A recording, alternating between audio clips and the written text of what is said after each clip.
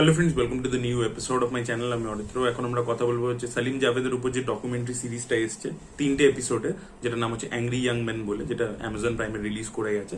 তো এটা প্রডিউস করেছে হচ্ছে মানে ফারহান আখতারদের যে প্রোডাকশন আছে এক্সেল এন্টারটেনমেন্ট, এবং তার সাথে সালমান খানদের যে প্রোডাকশন, দুটো একসাথে মিলে এটাকে প্রডিউস করেছে। তো আপনারা ট্রেলার নিশ্চয়ই দেখেইছেন, তো বুঝতেই পারছেন সালিম জাভেদের কাজের ব্যাপারে কথা বলা হবে এবং বিভিন্ন সেলিব্রিটিসরা ইন্টারভিউ দিচ্ছে এবং ওনাদেরও একসাথে ইন্টারভিউস রয়েছে।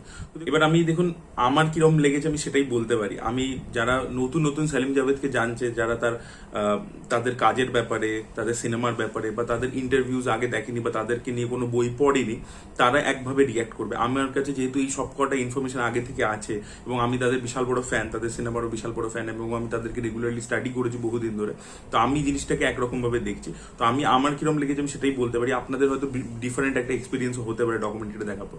ডকুমেন্টারির যে দিকটা আমার খুব ভালো লেগেছে সেটা হচ্ছে যে তাদের পার্সোনাল লাইফের দিকটাকে খুব সুন্দর করে এক্সপ্লোর করেছে, ইমোশনস গুলোকে খুব ভালোভাবে ধরেছে আর কি ডকুমেন্টারিটা, যে তারা হিউম্যান বিং হিসেবে কিরকম ছিল।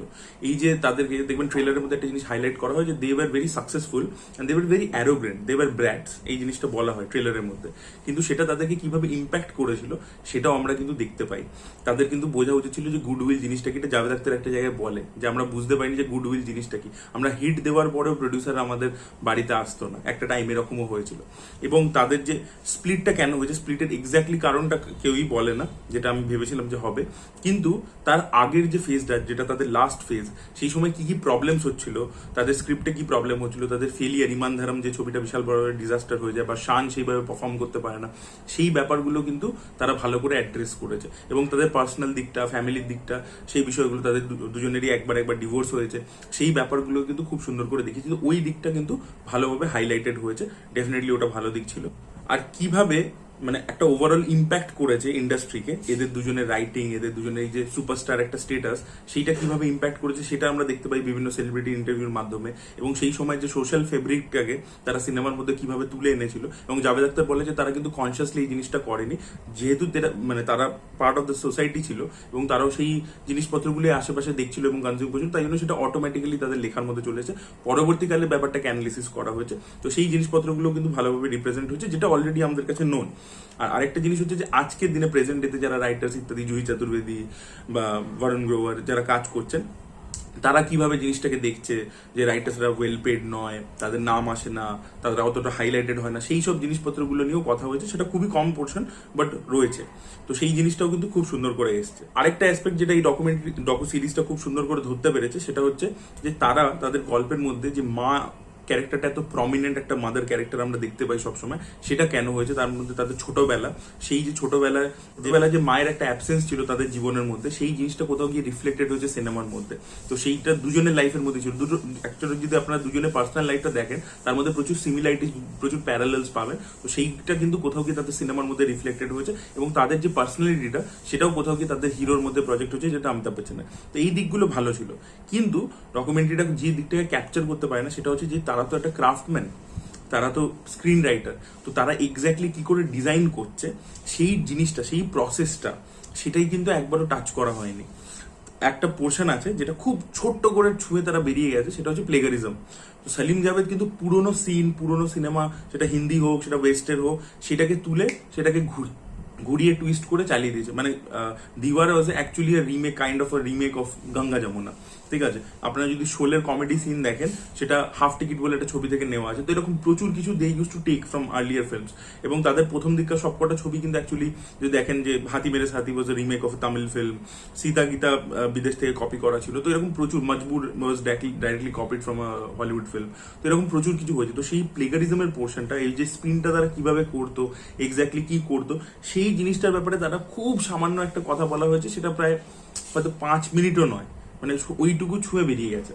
তো সেইটা কিন্তু আরো ডিটেলে যাওয়া দরকার ছিল, সেটা একেবারে যায়নি। আর পরবর্তী কথা হচ্ছে যে মাসালা ফ্লেভার এক্স্যাক্টলি যেটা হয় কি, যে একটা ছবির মধ্যে আমি সব ইমোশন রাখছি, অ্যাট দ্য সেম টাইম আমার ছবির যে হিরো, যেটা ওদের ছিল, যে একটা সিগনেচার হিরো আছে, সে কিন্তু সবকিছু করছে না। তার ক্যারেক্টারের মধ্যে একটা ইউনিক কোয়ালিটি আছে যেটা through out the screen play maintain আছে। সেই ব্যাপারটা তারা আনতো কি করে, সেই ব্যাপারগুলো আমরা কিন্তু একবারও মানে শুনতে পাই না। যে এবং সেটার একটা কারণ হচ্ছে যে ওই সময় যে ডিরেক্টরসরা ছিল তাদের মধ্যে একমাত্র রমেশ শিল্পী বাদ দিয়ে বাকি সবাই মারা গেছে। তো তারাও তাদের এক্সপিরিয়েন্সগুলো শেয়ার করতে পারছে না। তো এটা যদি আগে হতো, যেখানে আমরা প্রকাশ মেহরার পার্সপেক্টিভ বা মনমোহন দেশাইয়ের পার্সপেক্টিভ এগুলো শুনতে যদি পেতাম, বা নাসির হোসেন আমির খানের যে যিনি কাকা ছিলেন, তো তাদের পার্সপেক্টিভগুলো পেলে আমাদের মনে হয় ব্যাপারটা আরো ইন্টারেস্টিং হতো। এবং আরেকটা লোক যার থেকে আমি এক্সপেক্ট করছিলাম যে আরো কিছু সে ইন্টারেস্টিং বলবে, সেটা হচ্ছে অমিতাভ বচ্চন, যে তাদের সাথে এতগুলো ছবিতে কাজ করেছে। অমিতাভ বচ্চনের কাছ থেকে আমরা কোনো ইন্টারেস্টিং ইনফরমেশন পাই না, যেটা কিন্তু খুবই খারাপ ছিল। অমিতাভ বচ্চন, ধর্মেন্দ্র, এদের থেকে কিন্তু কোনো রকম পার্সোনাল অ্যানেকডোট বা কিছু উঠে আসে না। তারা এমনই কথা বলে যেগুলো অলরেডি পাবলিক ডোমেনে অ্যাভেলেবেল আছে। তো সেগুলোর মধ্যে থেকে আমরা নতুন কিছু পাই না। অমিতাভ বচ্চনের থেকে স্পেশালি এক্সপেক্ট করছিলাম, সেটা একটা দিক যেটা আমার খুবই খারাপ লেগেছে। এবং আমার মনে হয়েছে যে অনেক কিছু হয়তো ছিল যেগুলোকে তারা কেটে দিয়েছে। তো সেগুলো আর কি আমার মনে হচ্ছিল একটা জায়গা পার্টিকুলারলি, যে কাজের সম্পর্কে অতটা ডিটেলিং আমরা একেবারেই দেখতে পাই না। এবং আরো একটা ব্যাপার হচ্ছে যে তারা কিন্তু একটা ছবি কানাডা ইন্ডাস্ট্রিতেও লিখেছে, সাউথে তারা লিখেছিল, এবং সেই ছবিটা কিন্তু পরবর্তীকালে আমাদের মাগাধীরা যে ছবিটা আছে না, রাজামৌলির এস এস রাজামৌলির ছবি, সেটাকে ইন্সপায়ার করেছে। আপনারা গুগল মানে উইকিপিডিয়াতে গিয়ে পড়তে পারেন, ব্যাপারটা আছে সেখানে দেওয়া। তো সেই ছবিটা রাজকুমার বলে যিনি অভিনেতা ছিলেন তার ছবি ছিল, সেটার কোনো ব্যাখ্যা নেই। আচ্ছা, তার সাথে সাথে যেটা হচ্ছে যে এই যে সাউথে আজকে আমরা মাসালা ছবি দেখতে পাচ্ছি, এত বেশি লার্জার দ্যান লাইফ ছবি হচ্ছে, সেগুলো কিন্তু অ্যাকচুয়ালি সালিম জাভেদের মধ্যে থেকেই গেছে। কারণ সালিম জাভেদের যে ছবিগুলো হয়েছে আপনারা যদি দেখেন, প্রতিটা ছবি সাউথে মাল্টিপল টাইম রিমেক হয়েছে। মানে তেলেগুতে হয়েছে এনটিআর এর সিনেমা, এমজিআর এর সিনেমা, রজনীকান্তের মানে ডন রিমেক করেছে রজনীকান্ত, তো তারপরে চিরঞ্জীবী করেছে, নাগার্জুনা করেছে। তো আমি এটা দেখবেন রাম গোপাল বর্মা একটা ইন্টারভিউতে এসে বলেছিল যে অমিতাভ বচ্চনের যে সিনেমাগুলো, সালিম জাভেদের সিনেমাগুলো, এগুলো বারবার সাউথে তখন রিমেক হতো। ওরা কিন্তু মাইথোলজিক্যাল ছবি বেশি বানাতো, ওরা এই ধরনের ছবি বানাতো না। তো সেইটা ওরা কিন্তু ওখান থেকেই শিখেছে। এবং আজকে যেটা আমরা দেখতে পাই ওভারঅল ইম্প্যাক্টটা, এই যে কেজিএফ হচ্ছে, পুষ্পা হচ্ছে, এগুলো সবই কিন্তু ওইখান থেকেই এসছে। ওগুলোর টেমপ্লেটগুলোকে রিহ্যাশ করে করে এসছে। তো সেইটার ব্যাপারেও কোনো ব্যাখ্যা নেই। এবং এই যে সোশ্যাল ফেব্রিকের যে ফেমাস এই যে অ্যাংরি ইয়াং ম্যান, এটা বাদ দিয়ে এর বাইরে এসে তারা কিন্তু সায়েন্স ফিকশন ছবি খুব ভালো লিখেছে, যেটা হচ্ছে মিস্টার ইন্ডিয়া। মিস্টার ইন্ডিয়াও তাদেরই স্ক্রিপ্ট ছিল, তাদের স্প্লিটের পরে ছবিটা হয়েছিল, কিন্তু স্ক্রিপ্টটা তারা একসাথে লিখেছিল। তো সেই ছবিটা কিন্তু একটা অন্য রকমের ফ্লেভারের ছবি ছিল। তো সেই ছবিটারও কিন্তু কোনো মেনশন নেই।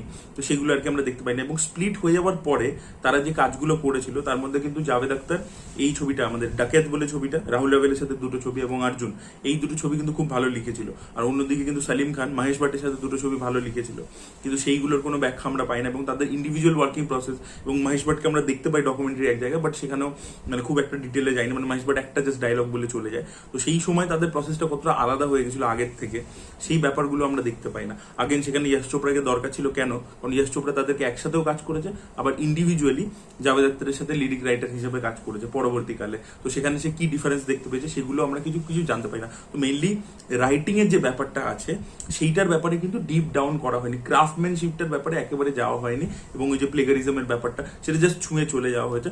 মোস্টলি এখানে ইমোশনাল দিকটা, সেই দিকটা, তাদের গ্রোয়িং আপ ইয়ার, সেইগুলোর উপর বেশি ফোকাস, মানে পার্সোনাল দিকটার উপর বেশি করে ফোকাস করা হয়েছে, সেই অ্যাসপেক্টটার দিকে, এইগুলোর দিকে বেশি করে ফোকাস করা হয়নি একেবারেই। তো এটাই আর কি আমার মনে হয়েছে। আগেন আমি বললাম যে এইগুলো আপনাদের কাছে হয়তো ম্যাটার করবে না, বিকজ আপনারা হয়তো যারা দেখছে, জেনারেলি যারা ইয়াং ছেলেমেয়েরা, তারা হয়তো তাদের কিছু ছবি দেখেছে, তাদের কিছু ইন্টারভিউজ দেখেছে, বা হয়তো কিছু ক্লিপিংস দেখেছে। আমি রেগুলারলি ফলো করি তাদেরকে, জাভেদ আখতার, সালিম খানের যত ইন্টারনেটে অ্যাভেলেবেল আছে সেগুলো দেখেছি, আগে টেলিভিশনে দেখেছি, তাদের বই, তাদের স্ক্রিন প্লে অ্যানালিসিসের যত বই বেরিয়েছে সেগুলো পড়েছি। সো আই নো দেম, মানে আমি তাদের কাজটাকে আরো বেটার ভাবে দেখে নিয়েছি। সো আমার কাছে মনে হয়েছে যে এটা it is not providing that much. ঠিক আছে, মানে এখনো মানে ইন্ডিয়াতে তো অ্যাকচুয়ালি যে এই যে ফিল্ম মেকিং এর উপর যে একটা ডকুমেন্টারি হতে পারে, এই কনসেপ্টটাই নতুন। এটা it's on a very nascent stage. এখনো কিন্তু আমরা সেই লেভেলে যেতে পারছি না যে একটা 8টা এপিসোডের ডকু সিরিজ হচ্ছে, যেগুলো বিদেশে হয়, যেখানে একটা ডিরেক্টরের ব্যাপারে আমরা A to Z সবকিছু জানতে পারছি। সেই ব্যাপারটা এখনো আসছে না এখানে। তো আসবে আশা করি ধীরে ধীরে, বাট এখনো এই গল্পটা কিন্তু বাকি রয়ে গেল। মানে there is a untold story, মানে অ্যাবাউট দ্য ক্রাফটম্যানশিপ। দেখা যাক কখনো হয় কিনা। সো এটাই বলা ছিল। আপনাদের বক্তব্য অবশ্যই কমেন্ট সেকশনে জানাবেন। Thank you so much, bye by.